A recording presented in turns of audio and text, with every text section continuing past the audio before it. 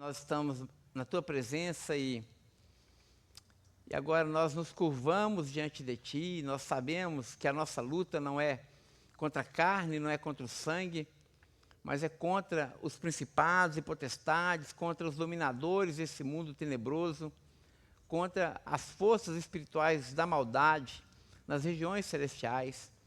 Ó Deus, e nessa manhã nós te pedimos que o Senhor possa visitar cada família da nossa igreja, Senhor, cada lar da nossa igreja, Pai, cada casamento, Senhor, cada relacionamento dentro da nossa casa, e que o Senhor possa, Senhor, trazer a cura, trazer a transformação, trazer a libertação, Senhor, em nome de Jesus, em nome de Jesus, que haja paz nos nossos lares, que haja, Senhor, a Tua presença, como nós cantamos, nas nossas famílias, ó Deus, nos nossos relacionamentos mais íntimos, Senhor, no nome de Jesus. Ó Santo Espírito do Senhor, venha trazer cura também para as enfermidades no corpo, as enfermidades mentais, em nome de Jesus, em nome de Jesus. A Tua palavra diz que nós somos pobres, somos necessitados, mas o Senhor tem cuidado de nós. Portanto, estende o Teu socorro, estende o Teu cuidado, estende a Tua salvação para os nossos lares, Pai. É o que nós te pedimos, é a nossa oração. Nós oramos no nome de Jesus. Amém, amém, amém. Amém, amém, irmãos. Abram, irmãos, suas Bíblias comigo. Em Êxodo, capítulo de número 2.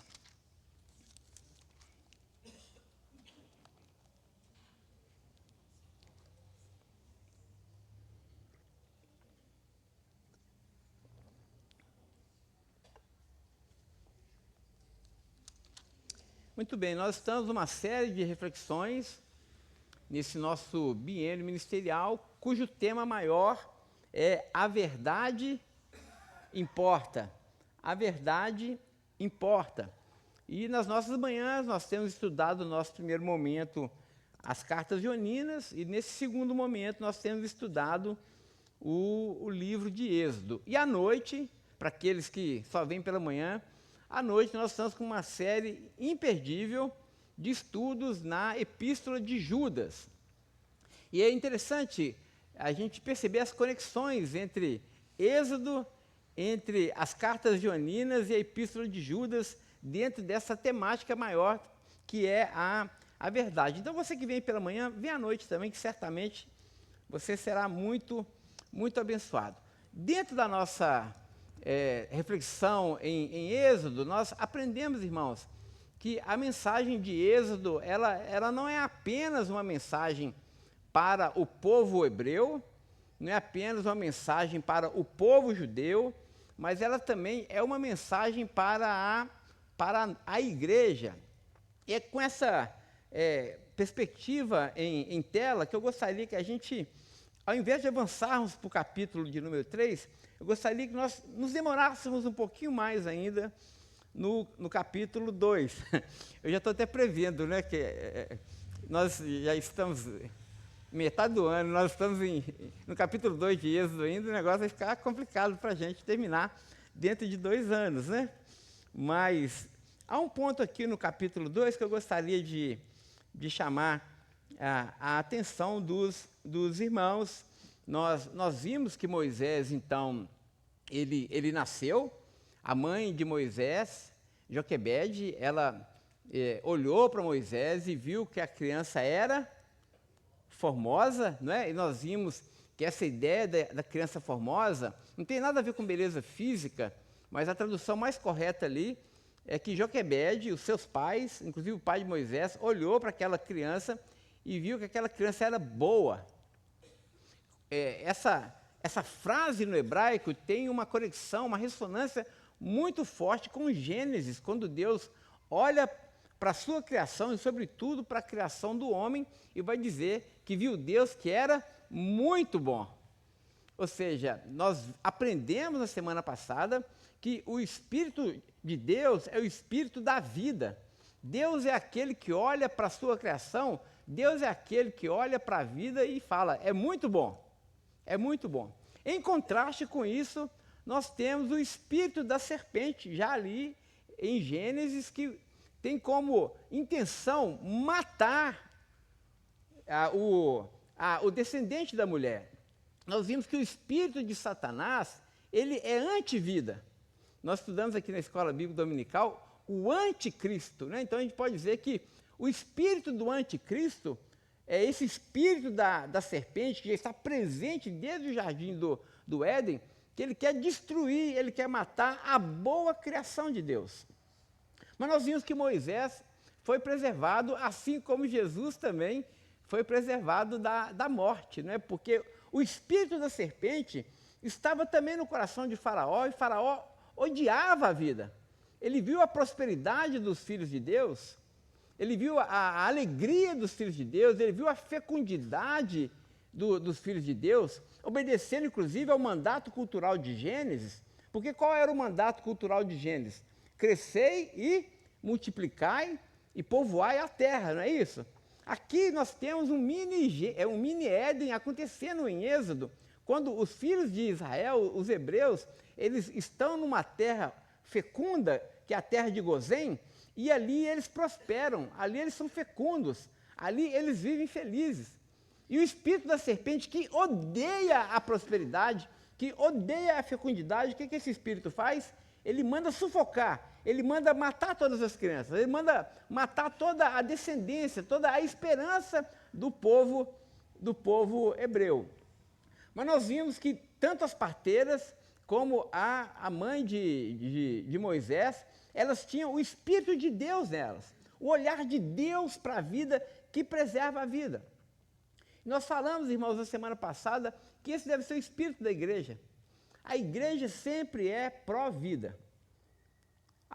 Deus sempre está ao lado da vida. Onde há morte, onde há destruição, onde há opressão, onde há exploração, seja ela da natureza que for, esse é o espírito do anticristo. Esse é o espírito da serpente. A igreja de Jesus foi chamada para defender a vida em todos os seus estágios. Nós trabalhamos muito isso na semana passada. E nós falamos que nós temos que tomar muito cuidado para que esse espírito, essa mentalidade da serpente, não seja a nossa mentalidade também. Existe uma guerra mental, meus irmãos, muito grande nos nossos dias. A guerra espiritual é também uma guerra da mente. E nessa guerra da mente nós temos que desenvolver em nós a mente de Jesus para que nós não sejamos tomados pelo espírito e pela mentalidade do anticristo.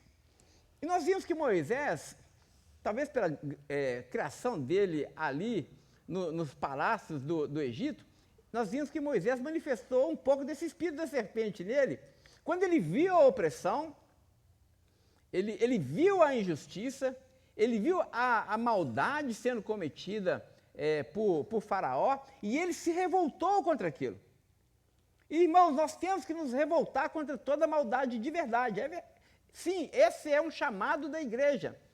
A igreja não pode coadunar com injustiça, com opressão, com nenhum tipo de maldade. Isso é verdade. Nós não podemos nos calar diante do mal. O Martin Luther King vai dizer uma frase até interessante, que o que impressionava ele não era o grito dos maldosos, não era o estrondo dos maldosos, mas era o silêncio daqueles que eram bons, né? Quando nós nos silenciamos, meus irmãos, isso é uma mensagem. Quando nós nos omitimos, isso também é um ato. Mas a igreja não tem o direito de ser neutra diante da maldade. A igreja precisa discernir todas as maldades em todas as esferas da nossa realidade, e nós precisamos nos opor a isso. Como o pastor Tiago falou e nos lembrou muito bem do John Stott, que a igreja, nesse aspecto, ela é contracultural. Para usar uma expressão que eu usei na semana passada, nesse sentido, a mentalidade da igreja e a natureza da igreja é revolucionária. Nós sempre iremos nos levantar contra toda a maldade. Esse é o chamado da igreja. Mas nós não podemos nos levantar com a maldade e tentar vencer a maldade com mais mal. Maldade não se vence com maldade. Impiedade não é vencida com mais impiedade. O apóstolo Paulo vai dizer que nós não vencemos o mal com o mal, mas nós vencemos o mal com o bem. Mas não foi isso que Moisés fez. Moisés, nós vimos na semana passada, que ao ver um irmão seu, hebreu, sendo maltratado por um egípcio, o que ele fez? Ele olhou para um lado, olhou para o outro, né, viu que não tinha ninguém, e ele usou o espírito da serpente. Ele matou o egípcio. A mente de Moisés, nesse sentido, era a mente egípcia. A mente de pagar o mal com o mal. Já que está me matando, já que está me ferindo, já que está fazendo maldade comigo, eu vou matar, eu vou ferir, eu vou fazer maldade com você também. Olho por olho, dente por dente, a lei de Italião, não é assim?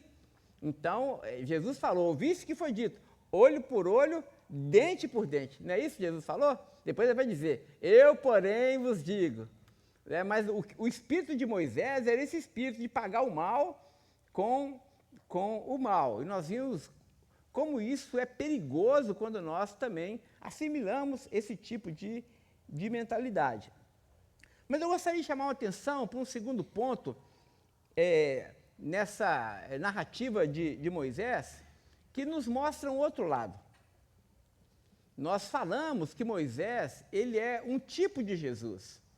Ele é uma figura de Jesus também no Antigo Testamento. Moisés, ele aponta para o libertador maior de Israel, para o libertador definitivo da humanidade, que é o próprio Jesus. Moisés pegou o povo no Egito e levou o povo até as portas da Terra Prometida, não foi assim? Mas Moisés é uma figura de Jesus, porque Jesus, o que ele fez? Nos tirou do Egito também, nos libertou do Egito, e também agora ele nos conduz por meio do seu Espírito até o reino de Deus. Então, Moisés é essa figura, é esse tipo de Jesus. Ele manifesta esse tipo nesse segundo ponto, a partir do verso 11, quando está escrito assim, acompanhe comigo aí na sua Bíblia. Naqueles dias, sendo Moisés já homem feito, saiu para visitar os seus irmãos e viu o trabalho pesado que faziam. Viu também a narrativa que nós lemos, que certo egípcio espancava um hebreu, um do seu povo. Olhou para todos os lados e, vendo que não havia ninguém ali, matou o egípcio e escondeu o corpo dele na areia. Agora o que nos interessa, Moisés saiu no dia seguinte, e eis que 2 hebreus estavam brigando. Então perguntou ao culpado, ou seja, aquele que oprimia o outro, por que você está espancando o seu próximo? Vamos parar por aqui. Essa narrativa, meus irmãos, ela parece sem propósito, mas ela tem um significado teológico que eu gostaria de explorar um pouco com os irmãos nessa manhã. O espírito que estava em Moisés, nesse segundo episódio, é muito distinto do espírito que estava com Moisés no primeiro episódio. No primeiro episódio, ele manifestou o espírito da serpente. Mas nesse episódio em questão, ele manifesta agora aqui o espírito do Evangelho, o espírito do próprio Jesus. O contexto era o seguinte: o povo de Israel estava sendo explorado, o povo de Israel estava sendo assassinado, as crianças do sexo masculino, elas eram eliminadas para que o povo não pudesse prosperar. Ou seja, o povo era vítima do poder maligno e das intenções de Faraó, dominado pelo espírito da serpente. Só que aconteceu uma coisa inusitada e Moisés ficou indignado, porque ele vê um segundo ponto, que é o ponto onde um hebreu explora outro hebreu. Um hebreu está aqui oprimindo um outro hebreu. E na mente teológica de Moisés é muito interessante, porque o raciocínio é mais ou menos esse. Ora, que nós sejamos explorados pelo Egito, ora, que nós estamos sendo mortos e perseguidos por Faraó, e nós estamos em uma situação de peregrinação, essa não é a nossa pátria, esse não é o nosso povo. Ora, isso é, em certo nível, aceitável. Porque nós não temos parte nenhuma com o Faraó. Nós não temos aliança nenhuma com o Faraó. Então, não é de se espantar que Faraó nos odeie. Porque nós não somos o povo dele. Nós não somos egípcios. Nós não pertencemos a essa nação. Então, é natural, pensando pela ótica do espírito da serpente que dominava Faraó, é natural que Faraó nos odeie. É natural que Faraó se levante contra nós. Por mais que isso possa nos doer, os fatos são assim. Essa era a mente de Moisés. Mas o que indignou Moisés? O que indignou Moisés é quando um irmão oprimido, em estado de peregrinação, se levanta contra o outro irmão. Irmãos, e isso para nós é de uma aplicação, de um sentido teológico muito profundo e muito urgente, muito importante. Porque, meus irmãos, nós também, assim como o povo de Israel, assim como o povo hebreu, nós também estamos nesse mundo em peregrinação. Nós somos peregrinos. Nós estamos neste mundo, mas nós não pertencemos a este mundo. Nós criamos nossos filhos, nós trabalhamos, nós votamos, nós somos cidadãos desse tempo, mas a nossa pátria está nos céus. E nós não podemos esquecer, meus irmãos, de uma verdade que é muito clara lá nas cartas joaninas, que esse mundo nos odeia. Porque nós não pertencemos a esse mundo. Porque o espírito da serpente que domina o estado de coisas desse mundo, ele é contra nós. Ele nunca vai ficar satisfeito com a prosperidade dos filhos de Deus. Ele sempre vai querer sufocar a boa e divina semente que há em nós. O espírito desse mundo nunca vai ficar satisfeito quando a igreja se alegra. Nós sempre iremos existir, meus irmãos, em tensão com este mundo. Por quê? Porque esse mundo não é o nosso lugar. Como o autor aos Hebreus vai dizer, a nossa pátria está nos céus.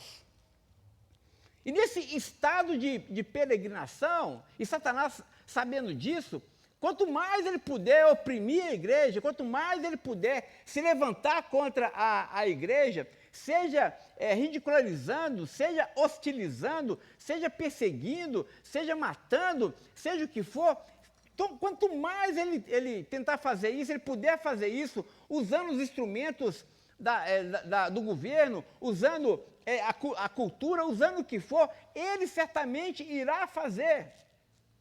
O apóstolo Paulo vai dizer em Coríntios, capítulo 4, verso 4, 2 Coríntios 4, 4, que esse mundo jaz no maligno. E nós não podemos, irmãos, ter nenhuma esperança nesse mundo. Nós não podemos ter nenhuma esperança neste mundo. Eu vi um pregador essa semana, foi muito interessante, que, me perdoe, na verdade, não um pregador, foi um padre, um pregador, mas ele é um padre, e ele falando que a mensagem dos nossos domingos tem que ser sempre uma mensagem de desesperança. Que quanto mais ele puder pregar uma mensagem de desesperança nesse mundo, ele irá pregar. Porque a mensagem do Evangelho, é uma mensagem que nos desmama desse mundo. Porque enquanto nós somos iludidos, meus irmãos, e colocarmos a nossa esperança e a nossa alegria e a nossa satisfação e a nossa prosperidade neste mundo, irmãos, nós não entendemos o que é o reino de Deus, nós não entendemos a nossa nacionalidade. Nós não podemos nos sentir confortáveis neste mundo. Nós temos que sempre nos lembrar, quando nós tomamos a ceia do Senhor, que nós participamos do corpo de Cristo, nós participamos do sangue de Cristo, do pão e do vinho, com o cajado nas mãos, com mochila nas costas, com sandália nos pés. Por quê? Nós sempre, domingo após domingo, nós sempre somos lembrados que nós somos peregrinos neste mundo. Que nós ainda não chegamos em casa. Então, isso é um ponto importante, porque Faraó está lá fora, e Jesus vai dizer, não vos maravilheis se o mundo vos odeia, porque o mundo odiou a mim. Gente, presta atenção, a gente fica às vezes maravilhado com as pressões desse mundo, e fica assim, como isso está acontecendo? É óbvio que irá acontecer, porque nós somos filhos da luz. Nós somos filhos do dia. E as trevas vão nos odiar, meus irmãos. Assim como odiaram o próprio Jesus. Isso é um ponto, isso não é de nos espantar. Mas o que é inadmissível, falando aqui sobre o espírito de Moisés, o que é inadmissível, quando nós estamos ainda nessa peregrinação, não é nós sofremos as opressões desse mundo. O que é inadmissível é quando nós, filhos da luz, entre nós nos odiamos. Aí não dá. É por isso que Moisés ficou indignado e falou, como assim? Por que você fere ao seu irmão? A pergunta de Moisés. Por que você faz mal ao seu irmão? Por que você odeia ao seu irmão, para a gente usar uma linguagem lá das cartas joaninas? Esse é o ponto. Esse é o ponto, meus irmãos, e nessa manhã, eu gostaria de usar os 15 minutos que nos restam, para a gente pensar um pouco sobre isso. Sobre a nossa unidade. Sobre a nossa igreja.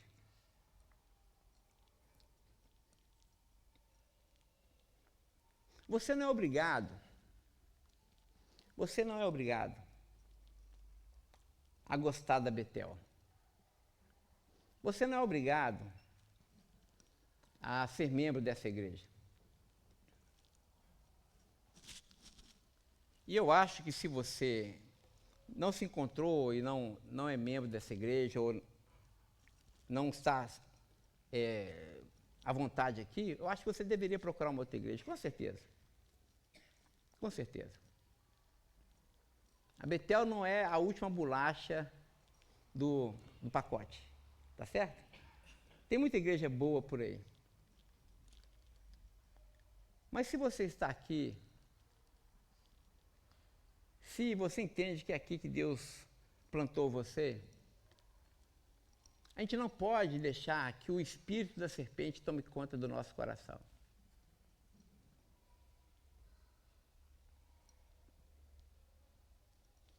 Esse espírito demoníaco que mata a alegria no outro.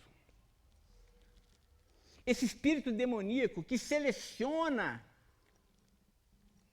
que divide, que se coloca num pedestal em competição em relação ao outro. Se nós estamos aqui, meus irmãos, se nós somos membros uns dos outros, como nós aprendemos com o apóstolo Paulo, nós precisamos entender que o Espírito de Deus sempre será, sempre foi e sempre será o Espírito da convergência. O Espírito da convergência. O Espírito da unidade. o Espírito da graça entre nós. Isso é caro, meus irmãos, ao Evangelho de Jesus. Todos nós precisamos de uma igreja que nós chamamos de nossa. Todos nós precisamos de um lugar. Não importa a denominação, e aqui eu quero fazer um parêntese. A gente ouve tanta bobagem na internet afora, e dá até náusea. Mas uma das coisas que eu percebo quando a gente ouve os pregadores da internet é esse espírito do anticristo, porque está na modinha agora pregadores atacarem o próprio povo de Deus. Repare isso. Tem muito pregador que vai para a internet, em vez de pregar contra o pecado, em vez de pregar contra esse estado do mundo que jaz no maligno, eles têm um prazer mórbido de apontar os pecados da igreja, de criticar a igreja, e de criticar...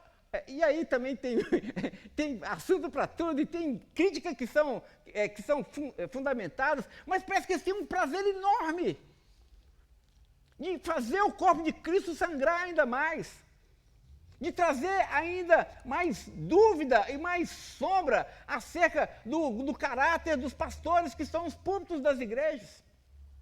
E quando você vê a internet, você vê uma enxurrada de pseudo-pregadores, para usar aqui a nossa imagem lá de Judas, se nós estamos estudando à noite, que eles estão entre nós, como o pastor Tiago pregou, eles surgem entre nós, mas o que eles provocam? Eles provocam divisão. E eles são contra as denominações, eles falam que são contra a religião, eles falam que são contra a igreja institucional, eles falam que são contra uma série de coisas, mas eles têm o ponto de pregação deles, eles têm a membresia deles, eles têm tudo isso e falam que não são igreja. Falam que o povo de Deus é para além das instituições. As instituições têm pecado, meus irmãos? Sim, tem. Os batistas erram, meus irmãos. Os batistas erram. Existem pastores que exploram o rebanho? Existem pastores que exploram o rebanho. Existe pecado no meio da igreja? Existe. A igreja está sendo seduzida pelo glamour, pelo poder, pelo dinheiro? Sim. A igreja sempre, historicamente, foi seduzida pelo poder, pelo glamour e pelo dinheiro. Isso não é novidade. Agora, o que não é admissível entre nós é que nós tenhamos prazer nisso. E muitos falam, por isso é que eu não frequento igreja. É por isso que eu sou um desigrejado. Porque a igreja se tornou desinteressante, a igreja se tornou fria, a igreja se tornou a cara do mundo. E a gente nunca se pergunta por que a igreja se tornou desinteressante, fria e a cara do mundo. Talvez, só por curiosidade, talvez não seja porque a nossa fé cristã se tornou desinteressante, fria e a cara do mundo. Talvez não sejamos nós que estejamos causando essa crise na igreja. Talvez não seja a nossa espiritualidade fria, mundana, mentalidade da serpente, que tem causado na igreja esse adoecimento. Talvez não sejamos nós os grandes culpados pela igreja estar da forma como ela está. Irmãos, nós estamos no mesmo barco, nós somos o mesmo povo. Como diz o Tomás de Aquino, e perdoem aqui a expressão, mas o Aquino vai dizer assim, a igreja é uma prostituta, ele vai dizer isso, né? Por conta dos pecados, mas ela é a nossa mãe. Ela é a nossa mãe. Você pode criticar a igreja, eu posso criticar a igreja, mas nós precisamos estar dentro da igreja.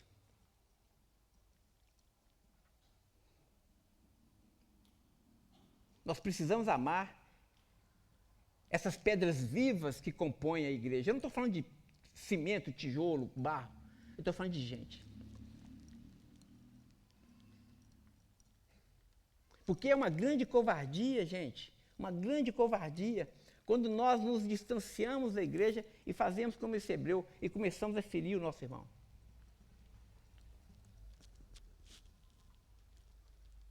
A gente se afasta, pega a pipoca, vê os defeitos e começa a apontar os dedos.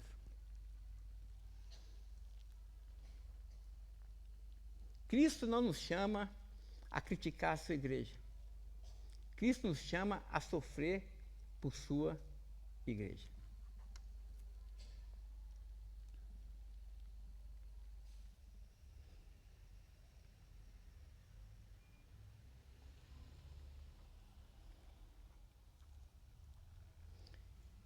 Essa igreja foi fundada e foi comprada por um alto preço. Sangue derramado na cruz do Calvário. Cristo deu a sua vida pela igreja. E agora nos chama a fazer parte do seu sofrimento.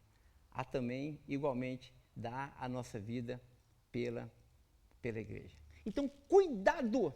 Cuidado quando você abrir a sua boca para criticar o seu irmão. Cuidado!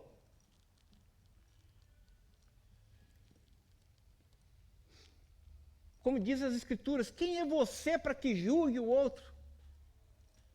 Porque o Deus dele, assim como o seu, está nos céus. Cuidado, meus irmãos! Quando nós, de alguma forma, tivermos prazer no nosso coração por causa do pecado do nosso irmão, e a gente tem aquele prazer mórbido, né? E quando o irmão está errado, você fala assim, olha, vem cá, meu irmão. E aí as fofoquinhas das panelinhas, que são ovos de serpente que são engendrados na igreja, e a gente tem aquele prazer mórbido com aquela verniz assim, de espiritualidade que a gente diz, irmão, vem cá, vou te contar uma coisa do irmão fulano, mas é para que você ore por ele. E você conta o pecado do irmão com uma alegria escondida no seu coração, para que a gente se sinta ainda mais santo do que o outro. A gente esquece que nós somos de barro também. A gente esquece que nós também somos pecadores.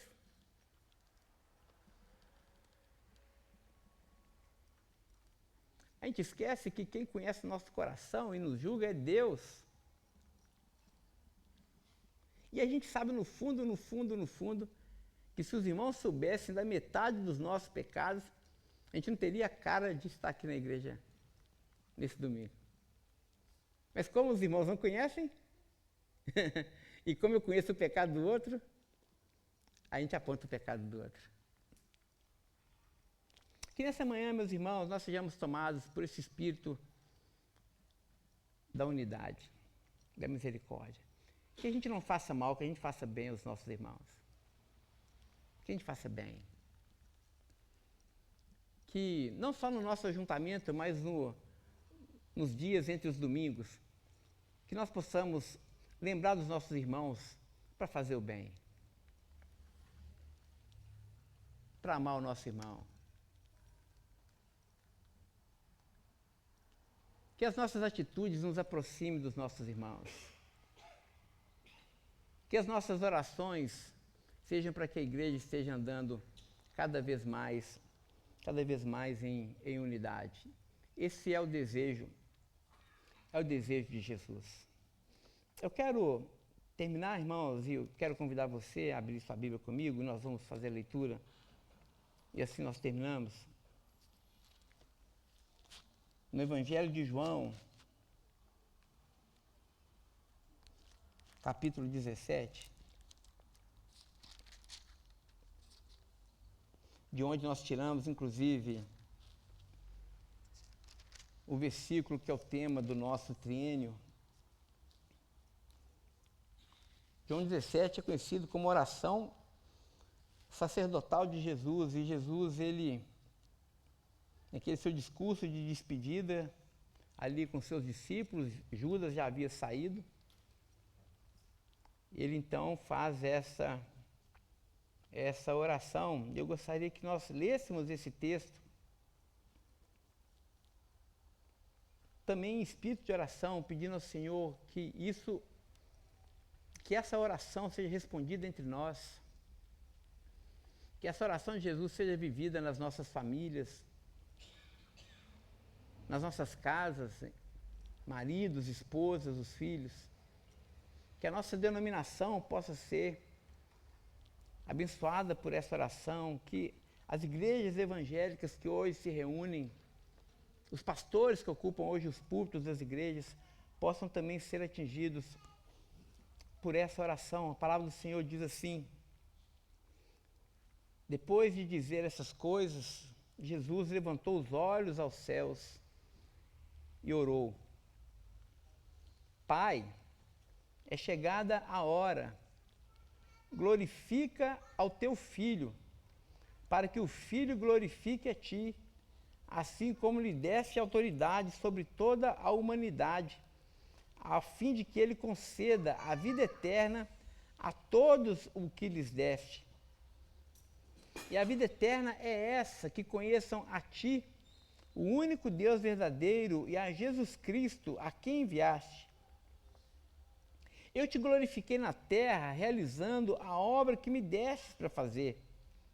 E agora, ó Pai, glorifica-me contigo mesmo, com a glória que tive junto a ti, antes que houvesse mundo. Manifestei o teu nome àqueles que me destes do mundo, e eram teus, tu os destes a mim, e eles têm guardado a tua palavra. Agora eles reconhecem que todas as coisas que me tens dado provém de ti, porque eu lhes tenho transmitido as palavras que me destes, e eles as receberam, verdadeiramente reconheceram que saí de ti e creram que tu me enviaste. É por eles que eu peço. Eu não peço pelo mundo, mas por aqueles que me deste, porque eles são teus. Todas as minhas coisas são tuas, e as tuas coisas são minhas, e neles eu sou glorificado. Eu já não estou no mundo, mas eles continuam no mundo, enquanto eu vou para junto de ti. Pai Santo, guarda-os em teu nome que me deste, para que eles sejam um, assim como nós somos um. Quando eu estava com eles, guardava-os no seu nome que me deste. Eu os protegi e nenhum deles se perdeu, exceto o filho da perdição, para que se cumprisse a Escritura. Mas agora vou para junto de ti, e isso falo no mundo, para que eles tenham a minha alegria completa em si mesmos. Eu lhes tenho dado a tua palavra, e o mundo os odiou, porque eles não são do mundo, como também eu não sou. Não peço que os tires do mundo, mas que os guardes do mal. Eles não são do mundo, como também eu não sou. Santifica-os na verdade, a tua palavra é a verdade. Assim como tu me enviastes ao mundo, também eu os enviei ao mundo, e a favor deles eu me santifico, para que eles também sejam santificados na verdade. Não peço somente por esses, mas também por aqueles que vierem a crer em mim por meio da palavra que eles falarem, a fim de que todos sejam um. E como tu, ó Pai, está em mim e eu estou em ti, que também eles estejam em nós, para que o mundo creia que tu me enviastes. Eu lhes transmiti a glória que me destes, para que sejam um, como nós somos, eu neles e tu em mim, a fim de que sejam aperfeiçoados na unidade, para que o mundo conheça que me enviaste e que me amastes, como também amastes a mim. Pai, a minha vontade é que onde eu estou, também estejam comigo aqueles que me deste, para que vejam a minha glória, glória que me conferistes, porque me amastes antes da fundação do mundo. Pai justo, o mundo não te conheceu, eu, porém, te conheci, e também esses conheceram que tu me enviastes. Eu lhes fiz conhecer o teu nome, e ainda o farei conhecer, a fim de que o amor com que me amastes esteja neles, e eu neles esteja. Amém? Vamos orar? Pai Santo, nessa manhã nós oramos a Tua palavra, Senhor, e nessa manhã nós oramos para que o amor do Pai esteja em nós, para que a unidade que é vivida dentro das pessoas da Trindade possa ser realidade, possa ser vivida na igreja. Ó Pai, nós te pedimos, faz-nos um. Pai, faz-nos um, para que o mundo saiba que o Senhor enviou Jesus. Faz-nos um, Senhor. Dá-nos um só coração, dá-nos uma só mente, dá-nos uma só alma. Pai, batiza-nos nessa unidade. Pai, batiza-nos neste amor. Pai, que o Teu Espírito, que é o Espírito da unidade e da convergência, possa encher essa igreja, para que Tu sejas glorificado por meio dessa unidade, Senhor. Pai, que a Sua igreja possa ser o Seu corpo nessa terra, para que esse mundo, Senhor, possa ver as nossas boas obras, a nossa unidade, o nosso amor, a nossa santidade, e possa Te glorificar. Pai Santo, conduz-nos na Sua verdade. A Tua palavra é essa verdade, Senhor. Senhor, que os nossos relacionamentos sejam verdadeiros, nas nossas famílias, sem hipocrisia, Senhor. Que os leitos matrimoniais sejam santos e puros, Senhor. Ó Deus, que nossos relacionamentos em torno da nossa mesa sejam agradáveis diante de Ti, Senhor. Que a nossa vida na igreja, Senhor, seja agradável diante de Ti, Deus. Ó Pai, não permita que o espírito do anticristo, que a mentalidade egípcia domine a nossa mente, Senhor. Mas nos dê a mente de Jesus, nos dê o coração de Jesus, Senhor. Pai, faz-nos um, para que o Teu nome seja proclamado e que a igreja do Senhor possa Te honrar, para que nós não Te neguemos com as nossas ações, ó Deus. Antes, pelo contrário, que as nossas boas obras Te glorifiquem. Faça isso, Senhor, entre nós. Faça isso, Senhor, e mantém o rebanho unido para a Tua própria glória. Faça isso, Senhor, até que Tu possas vir e nos resgatar. E assim que a graça do Senhor Jesus, o grande amor de Deus, o nosso bondoso Pai, e a doce consolação que vem por meio do Teu Santo Espírito, seja com todo o povo de Deus, espalhado por toda a terra, hoje e sempre. Amém, amém e amém. Amém, irmãos. Domingo abençoado a todos. Até logo mais à noite, se o Senhor permitir.